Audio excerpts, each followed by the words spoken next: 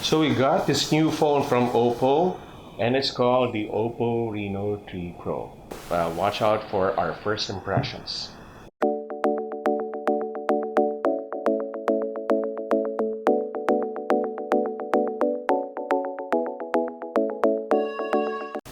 So the OPPO Reno3 Pro is the newest phone in the OPPO Reno line.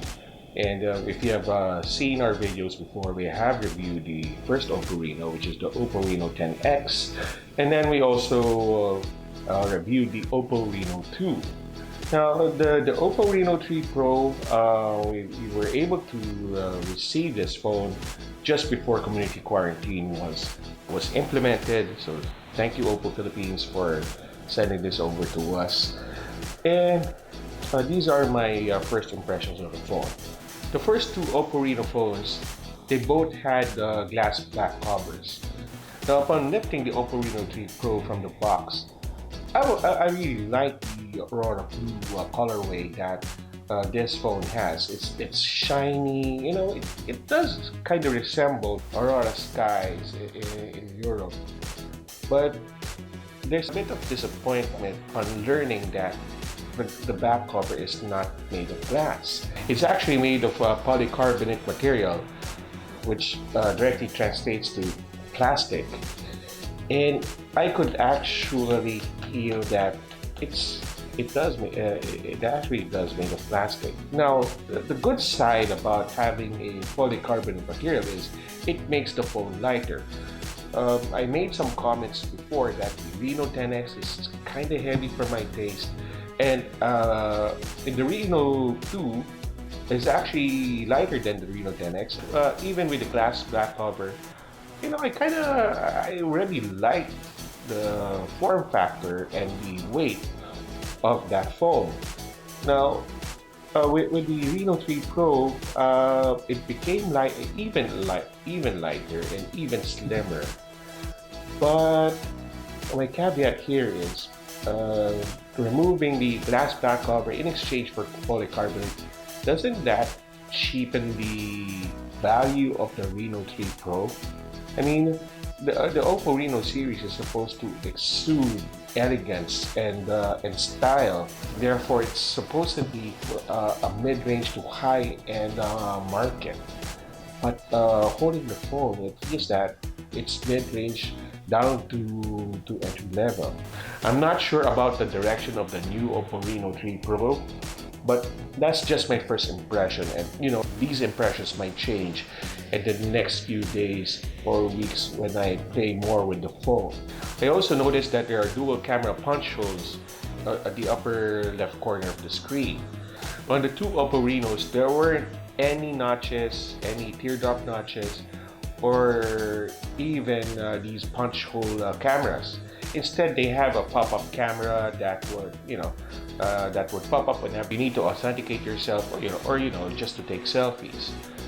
But they've now changed it to dual punch hole, meaning you don't enjoy a full view screen anymore. The pop-up camera, which resembles a shark's fin, whenever you see that kind of pop-up camera, you know it's an OPPO Reno.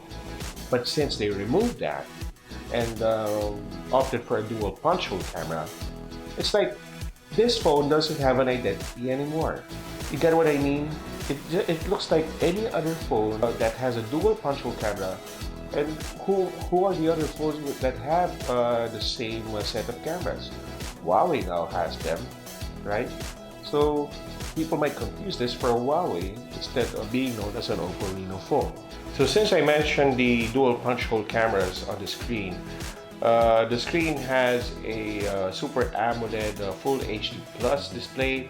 It's a good thing that they didn't downgrade from Super AMOLED or didn't downgrade the resolution. So nothing wrong with the screen. I still enjoy watching streaming videos on the Reno 3 Pro.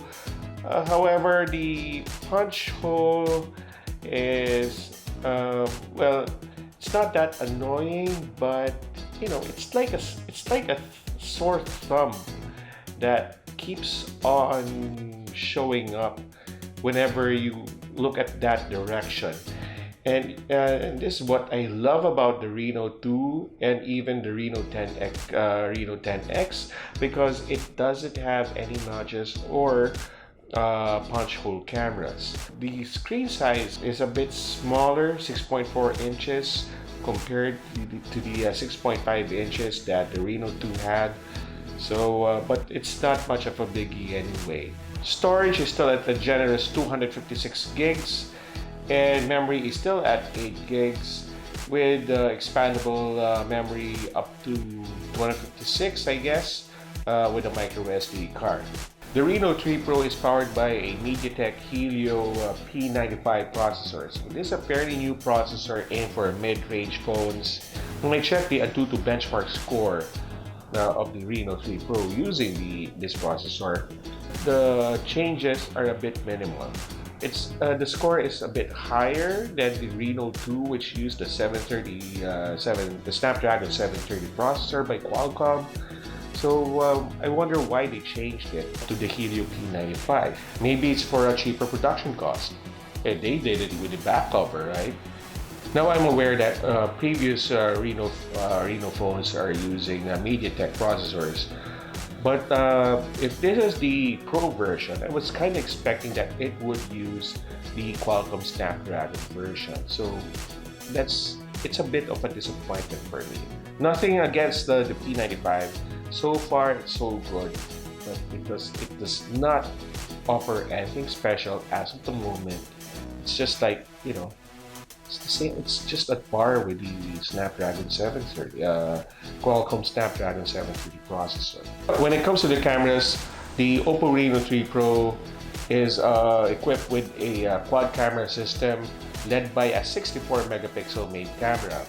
Now, I've been using the camera for days, and I thought that the 64 megapixels is being used by default. I just found out yesterday that in order for you to use the 64 megapixel camera, you would have to go to settings first. So meaning the 64 megapixel is not set by default. It's instead defaulted to a lower megapixel, 30 megapixels I think.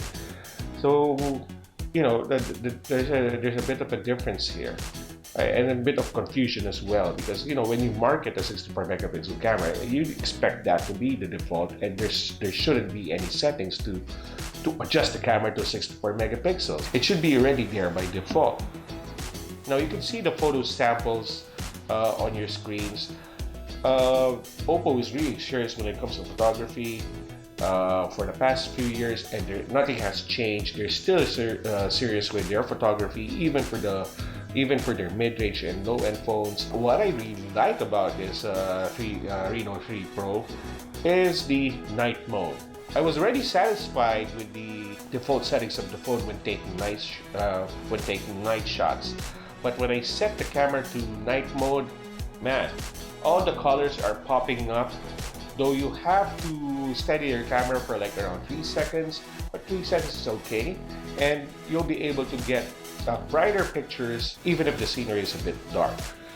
And there are a lot of features that the camera is boasting. I'd rather study them first. I will be doing another video, the full review next time. And I'm going to evaluate the phone even more. There's nothing else to do anyway during quarantine. So I have all the time to check on the OPPO Reno 3 Pro. But if you have any questions, and I'll try to answer them or include them in my full review video of the OPPO Reno 3 Pro. If you like this video, please give it a thumbs up, and please don't forget to subscribe to our channel, as well as clicking on the notifications bell to make sure that you'll be able to receive our new videos when they're posted on YouTube. Take care, everyone.